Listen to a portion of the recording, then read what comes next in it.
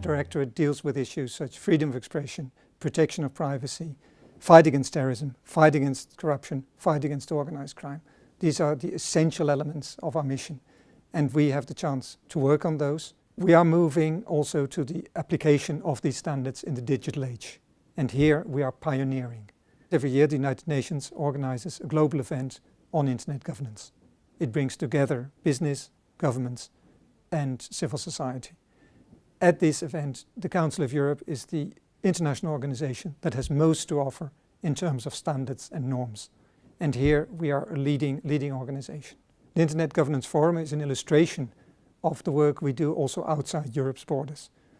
The Cybercrime Convention, for instance, has now 51 state parties, but every year we work with more than 125 states worldwide to build capacity, to help them to fight cybercrime, to apply standards of the Budapest Convention, even if they're not parties yet. The work we do in Strasbourg has a truly global impact. I mentioned freedom of expression earlier.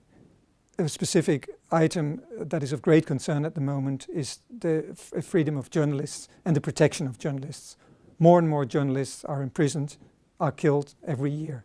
A free press, freedom of expression, is a cornerstone for democracy, and that is why it's so important that we raise awareness of member states about this importance, and that the standards that we have agreed upon, that our member states have agreed upon, are effectively applied. Another example I can give is ICANN. ICANN is the association that governs the use of internet addresses. We have brought to their attention that whether you allow certain addresses, I give an example, .gay for instance, whether these are allowed or not is not a technical decision, this is a political decision. And we have therefore brought to that technical body a guide on human rights, which is now part of their considerations.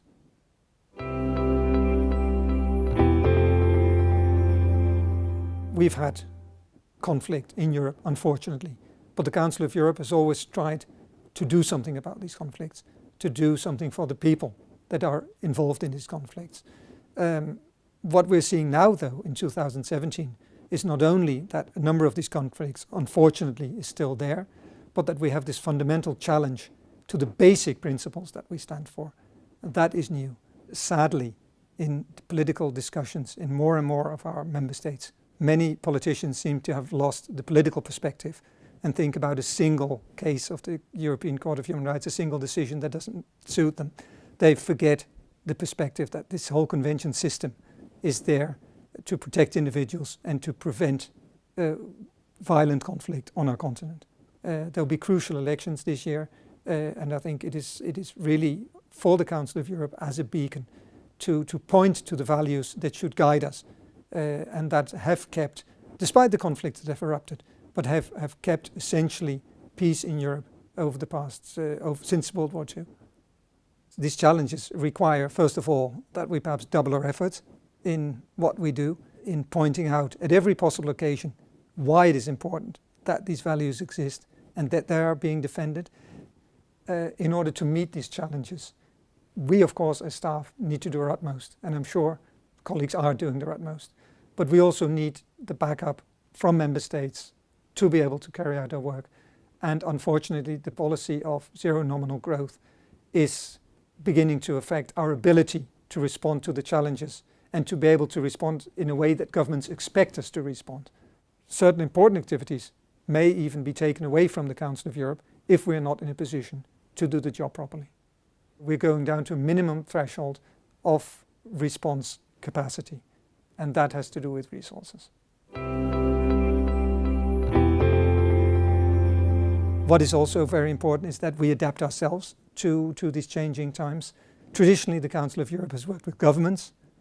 At a later stage, we started to include civil society, and many of our most successful products, the conventions that are most widely ratified, the recommendations that are most followed, are those that benefited from the input of civil society. What we need now in the world, in the connected world, is also to bring business on board. And fortunately, the Committee of Ministers has recognized this timely.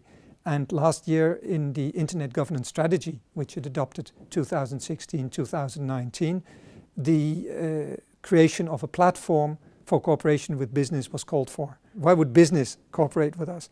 Business, especially the internet business, is based on trust. Their customers are the first victims of cybercrime, and therefore anything that we can do to protect their customers is good for them as well. We live in a globalized world. The internet is global. No single country, but not even a group of countries, not the Council of Europe or the UN, can alone deal with the issues that emerge from that. For instance, terrorists could spread their hateful messages from any place in the world, and it would be almost impossible to get there if we were not working together with the companies that have the data we need, that store the electronic evidence that we need to find the terrorists, to stop them. So the cooperation with business is a win-win situation. It is good for the citizens, it is good for the governments, and it's good for business. But that, I think, is a very successful formula.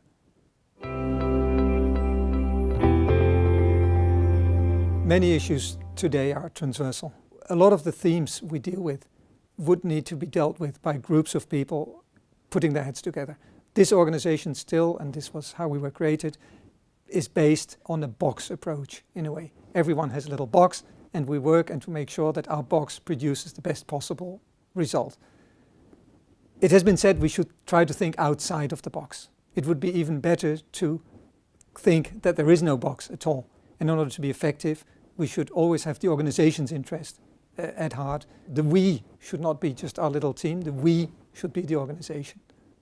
We are extraordinarily privileged to be able to work for the organization. We can work for values that are absolutely fundamental to living in peace and prosperity, for a start. Secondly, we have this fantastic chance to work in a multicultural, multinational environment and to work for things that matter and that really have an impact on people's lives. A lot of the things that we do are really for the benefit of our 850 million citizens and people worldwide.